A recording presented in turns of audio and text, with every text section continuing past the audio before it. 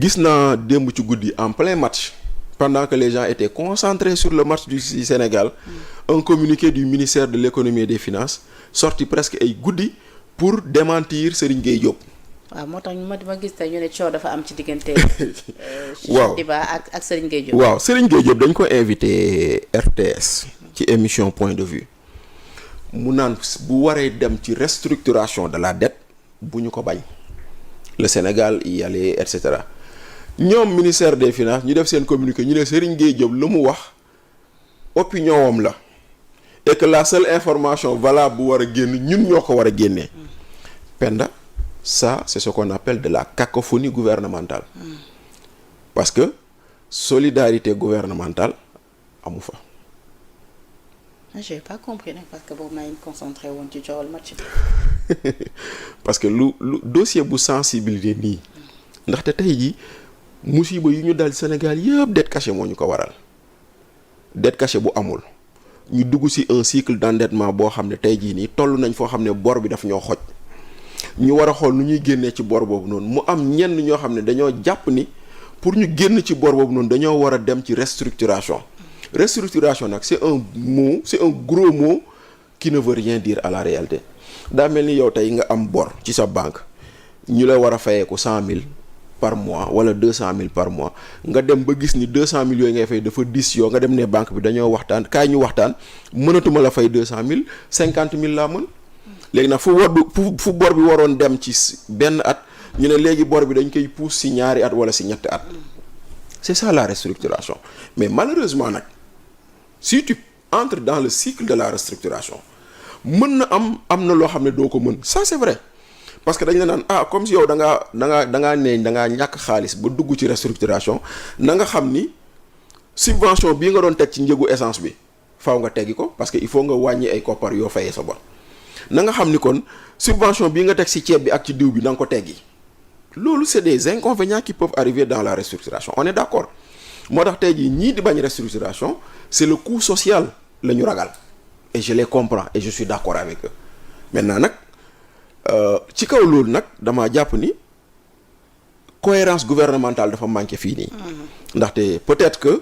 gouvernement bi à travers le ministre des Finances à travers le Premier ministre war nañu mën a am une ligne de communication sur la question de la dette ligne boobu noonu kenn waru ko wàcc kon da ngay jàng benn ni amul cohérence bu amoon cohérence Serigne Gueye du wax loo xam ne Cheikh Diba dina ko weddi donc moo tax quelque part la fonction communication nañ ko joxaat gëddëm rawatina quand on est dans des situations de crise. tamit mën nañ ko def en interne. en interne waaw loolu tamit da ciy baax. waaw solidarité gouvernementale. waaw alors Bachir da nga fi nag xaatim ab livre bu amoon solo si jamono ji nga xamante ni ba tey l'affaire Azer moom kenn bàyyiwu ko ginnaaw parce que sénégalais yu bëri jàpp nañu ni mbir yi ni mu tëddee leerul seen bopp tey dañ ko war a leeral justice nag daal di ciy dugal loxoom depuis boobu gis nga am na audition yu nga xamante ni section de recherche jot na ko cee def Thierno Alassane Sall tam bi ñu ko ci dégg booba tey fan yee passé rek demande na déposé ci yeneen ci ay éléments yu yees yu mu ci am mën a jóge ci justice espagnole bi yow nga daal di koy tuddee aveu signé daté et envoyé Azer Power à Power Sénégal mu nekk ab livre bi nga xamante ni ab ouvrage bi nga xamante ni day wax waxu caution bancaire ay courriel administratif procédure de passation de marché flou bu toll ci 37 milliards bi nga xam dañ ko décaissé woon soit 40% d'un contrat d'électrification rurale destiné à près de 1740 villages 18 mois plus tard ñu ne 25 villages képp lañ ci jot a alimenté soit un taux de 1,43% yow nag nga daal di ciy dikk ci ab bataaxal bu yaatu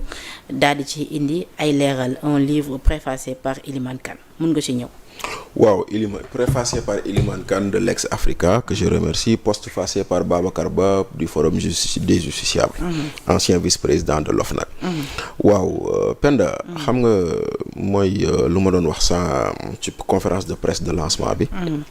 dama ne nga def cérémonie bu rëy nag Bachir cérémonie bu nga xamante ni da nga ko réussir au la main. waaw ñëpp ñëw presse bi yëpp buy la. Abou Diallo tu es l'ami de tout le monde. Abou Diallo nee na cérémonie bi moo nekkoon assise nationale du Sénégal. non c'est vrai kenn jéppiwu la parce que man sa cérémonie laa gis ay nit yu ñëw taxaw amuñu fuñ toog ay kilifa yu ñëw taxaw amuñu fuñ toog. waaw mais bon malheureusement maa ngi leen siy jéggalu ñoom ñëpp di leen remercier si seen teewaay keroog boobu noonu ndaxte ku si nekk dafa jàpp ni rek war na mun ñëw xam nga nag day wane ni Sénégal boo fi nekkee amal ak jàmm ak ñëpp. ndaxte loolu dafa bokk si yi nga xam ne dañ ñu ko jàngaloon ñun. dañu doon naan quand tu es journaliste il faut fréquenter tout le monde. voilà il faut fréquenter tout le monde mooy tax nga mën a comprendre lu bëri. maintenant nag loolu aussi dafa feeñ foofu noonu.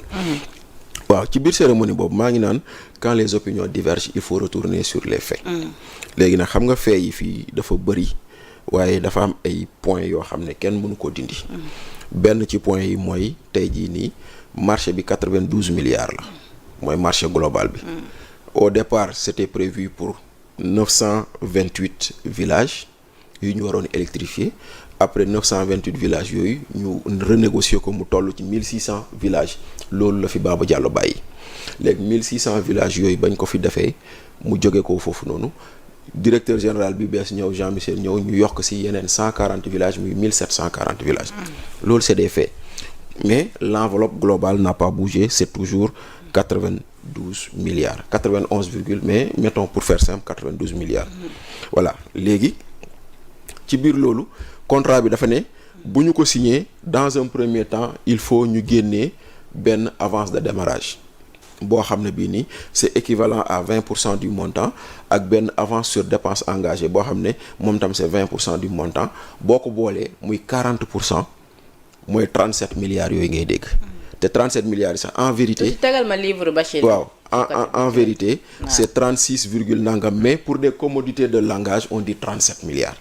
donc 37 milliards génne nañ ko loolu également c'est un fait kañ la génn commencé nañ procédure bi. avant nguur gi di ñëw. procédure bi décaissement bi am na ci diggante ba ñu dàqee